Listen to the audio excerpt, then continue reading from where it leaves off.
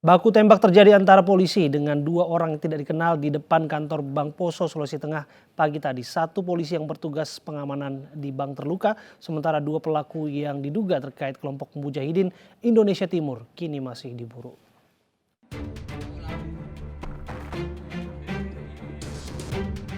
Inilah rekaman CCTV saat dua orang mengenakan helm menghampiri satu anggota polisi yang bertugas berjaga di salah satu kantor bank di Poso, Sulawesi Tengah Rabu pagi. Pelaku nyaris menembak anggota polisi tersebut namun gagal hingga terlibat perkelahian. Pelaku yang gagal merebut senjata polisi langsung kabur menggunakan sepeda motor. Serangan mendadak ini menggemparkan warga yang ada di lokasi karena suara rentetan tembakan membuat sejumlah warga panik.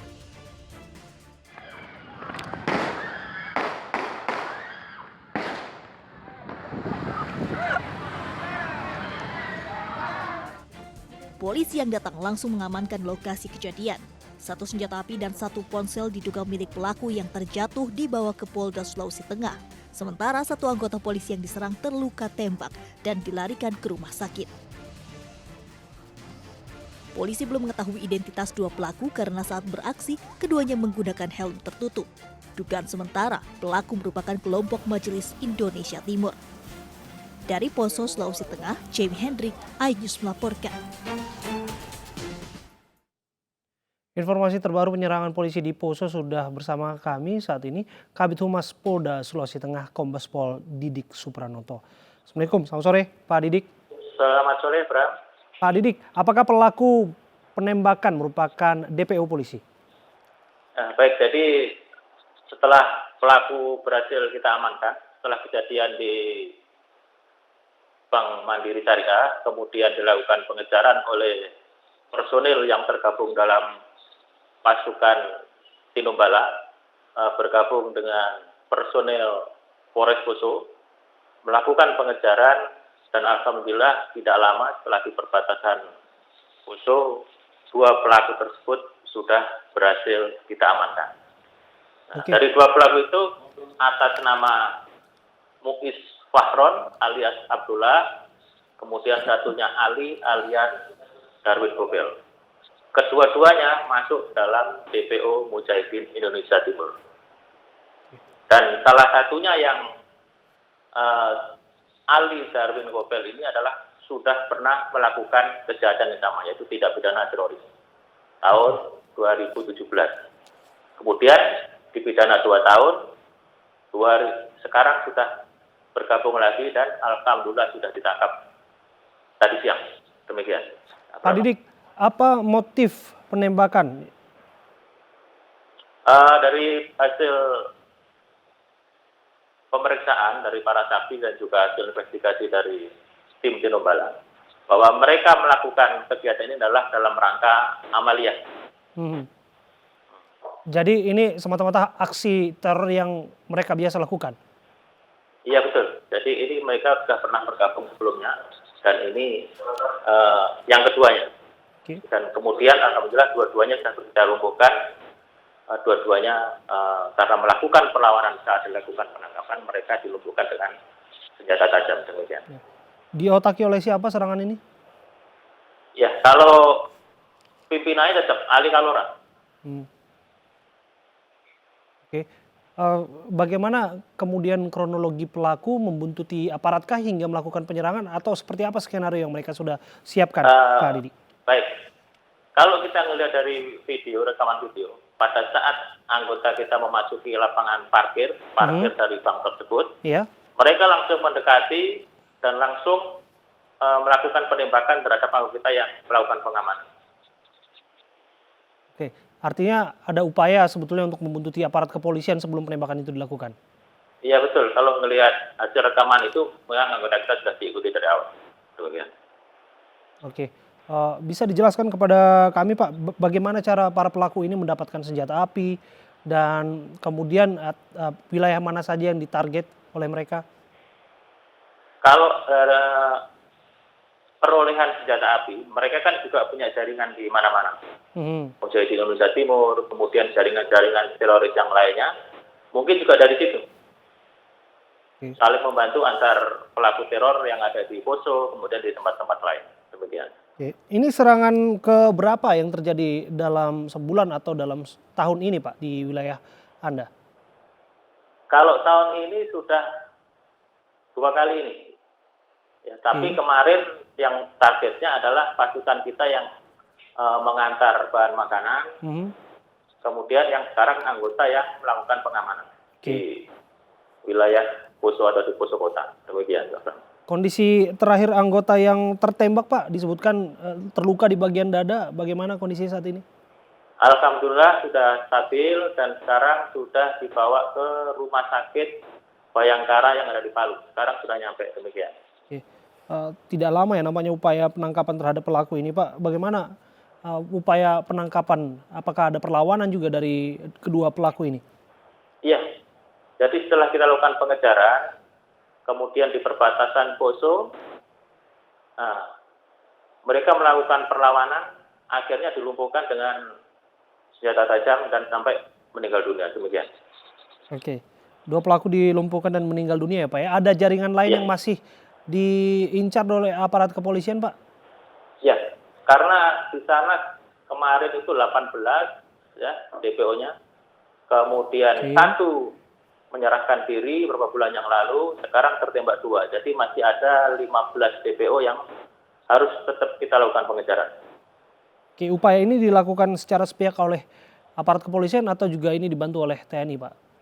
Ini kan operasi Tinombala ini Tinombala ya Pak ya? gabungan TNI Polri. Iya. Jadi ada TNI-nya, ada Polri-nya, termasuk juga Polres tempat, demikian. Oke Pak. Ada pengetatan pengamanan di wilayah-wilayah tertentu Pak? Iya, jelas karena pasca terjadinya kegiatan ini atau kejadian ini tentu di tempat-tempat yang kita anggap rawan, kita lakukan peningkatan untuk melakukan pengamanan. Terima kasih atas informasi Anda.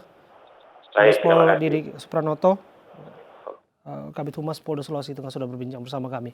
Pemirsa, usai bebas dari penjara sejumlah napi kembali berulah. Di Pematang Siantar, napi nyaris meregang nyawa usai diamuk massa karena menjamret. Di Malang, Jawa Timur, seorang residivis babak belur dipukul warga setelah tertangkap basah mencongkel kunci sepeda motor.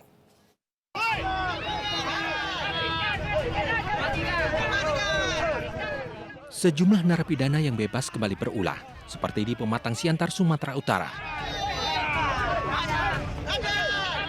Seperti di Pematang Siantar, Sumatera Utara, belum genap seminggu menghirup udara bebas, 2 orang warga binaan babak belur dihajar massa karena tertangkap menjamret. Aksi main hakim sendiri warga diredam setelah polisi datang.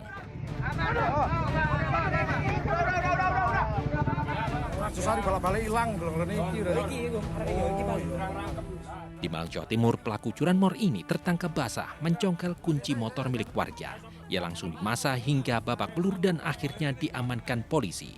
Setelah diperiksa, pelaku ternyata adalah napi yang baru bebas dari Lapas Madiun. Ia kembali mencuri motor karena tidak memiliki uang. Atas perbuatannya, pelaku akan menjalani hukuman di sel isolasi khusus di lapas tempat para napi menjalani masa pidana. Di Palembang, Sumatera Selatan, seorang narapidana menerima timah panas polisi setelah mencuri kendaraan bermotor. Pelaku baru beberapa hari keluar dari penjara. Tim Liputan iNews melaporkan. Seorang pedagang menjadi korban pemukulan oknum Satpol PP di perbatasan Gorontalo, Sulawesi Tengah. Video pemukulan viral di media sosial.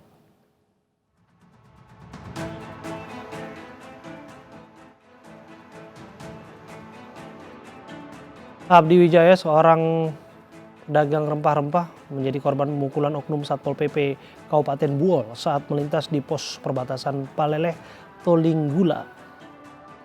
Kejadian bermula saat korban yang membawa rempah-rempah menggunakan mobil berhenti di pos perbatasan karena dilarang melintas oleh Babinsa. Namun saat kendaraan lain diperbolehkan melintas, dirinya juga meminta untuk melanjutkan perjalanan dari Buol menuju ke Gorontalo. Namun petugas Satpol PP justru melarang dirinya tanpa alasan jelas. Saat meminta penjelasan, oknum Satpol PP tersebut justru memukul dan pukulan kembali diterima saat korban menuju pos untuk meminta penjelasan. Korban penganiayaan telah melapor ke Polsek Paleleh.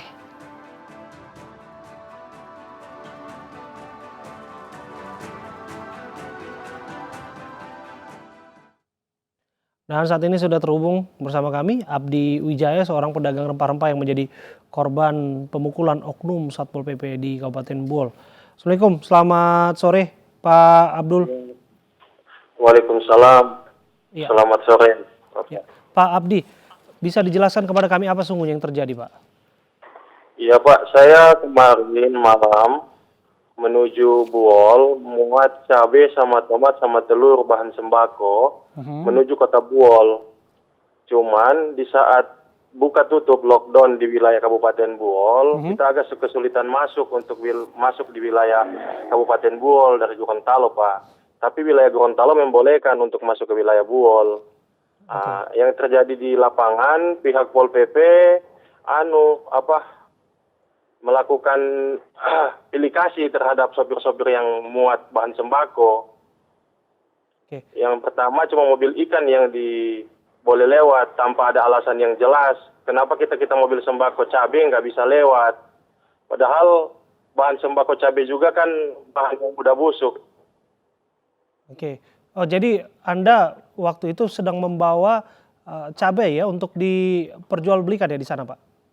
Iya, saya bawa cabai dengan tomat, telur untuk diperjualbelikan karena waktu buka tutup jarak tempuhnya dari perbatasan Buol Gorontalo itu menuju pasar 2 jam. Oke. Saya harus tempuhnya dari perbatasan itu jam 6 sudah harus buka perbatasannya agar bisa ketemu sama pedagang di pasar itu jam 8 pagi. Apa alasan penghentian Anda yang disampaikan oleh petugas waktu itu?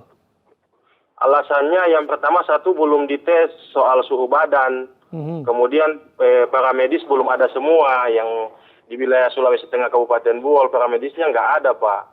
Tapi yang di wilayah Gorontalo itu ada semua, Pak.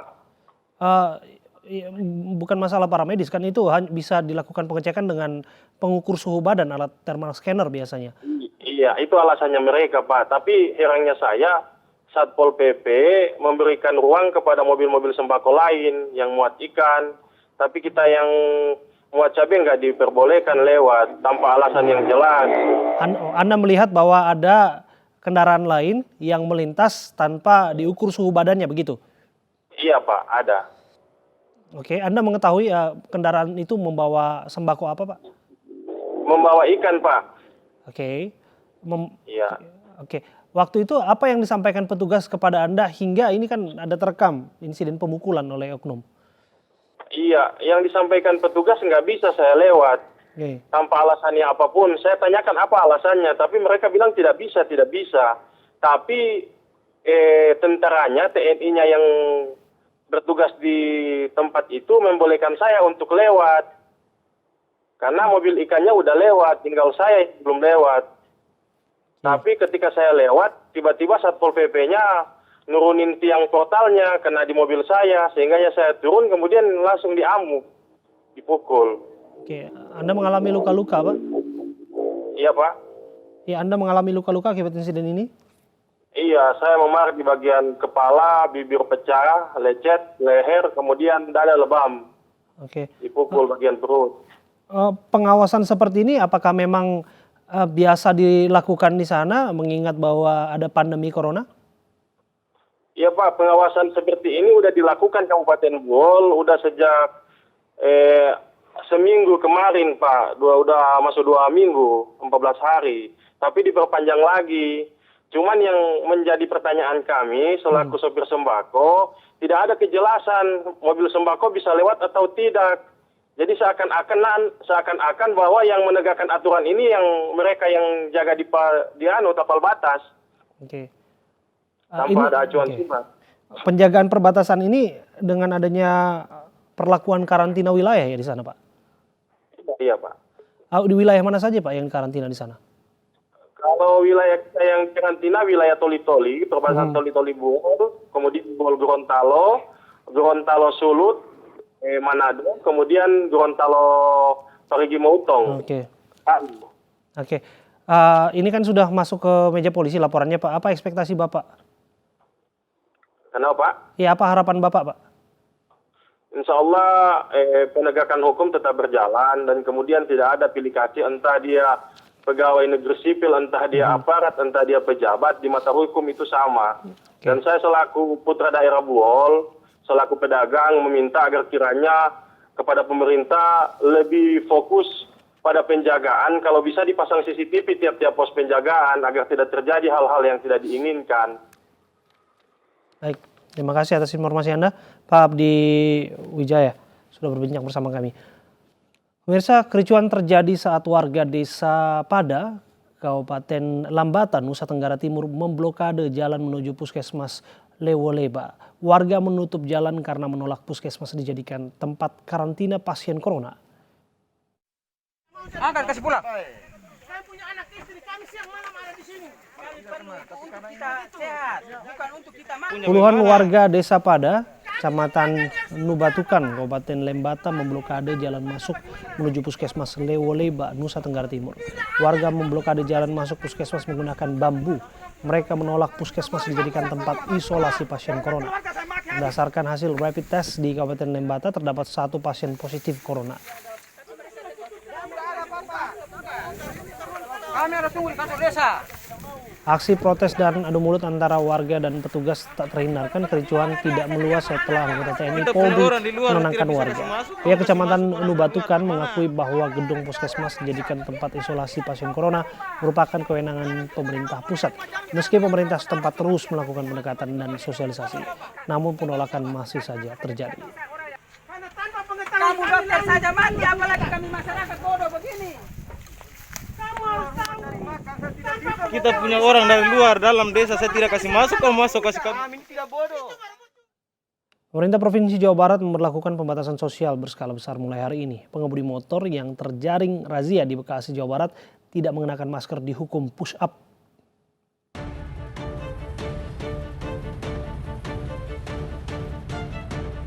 Untuk memutus rantai penyebaran virus corona, pembatasan sosial berskala besar diberlakukan di Provinsi Jawa Barat termasuk di Bekasi. Sejumlah pengemudi yang tidak memakai masker diberi sanksi ringan berupa push up. Pengendara yang tidak menggunakan masker beralasan tidak terbiasa meski mengetahui sejak hari ini diberlakukan PSBB. Agar dapat melanjutkan perjalanan, petugas memberikan masker gratis. Kenapa nggak pakai masker? Nggak nyaman aja kalau pakai masker, Pak. Oh, nggak nyaman gitu? Nggak terbiasa. Dengan kejadian ini akan pakai masker terus? Masker pakai. Petugas gabungan dari pemerintah Kota Bekasi bersama TNI dan Polri Rabu pagi merazia kendaraan yang melintas di Jalan Insinyur Haji Juanda Bekasi Timur yang berbatasan antara Kota Bekasi dan Kabupaten Bekasi. Petugas gabungan juga melihat identitas pengendara roda 2, apakah memiliki alamat yang sama ataukah tidak.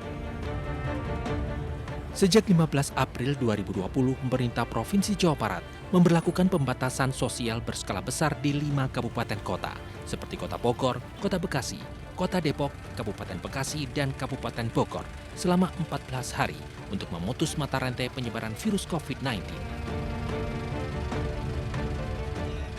Dari Bekasi, Jawa Barat, Rahmat Hidayat, iNews melaporkan.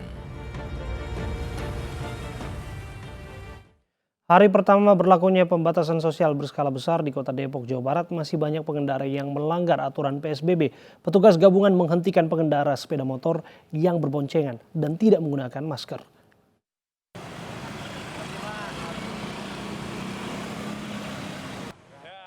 Petugas gabungan dari Kepolisian, TNI, dan Dishub melakukan checkpoint kendaraan di daerah yang berbatasan dengan Jakarta dan Depok, tepatnya di Pos Komjen Pol Jasin Depok, Jawa Barat. Petugas menemukan masih banyak pengendara yang melanggar aturan pembatasan sosial berskala besar, seperti pengendara sepeda motor yang berboncengan dan tidak menggunakan masker. Pengendara mobil yang tidak memakai masker juga diberhentikan dan diimbau untuk mengenakan masker.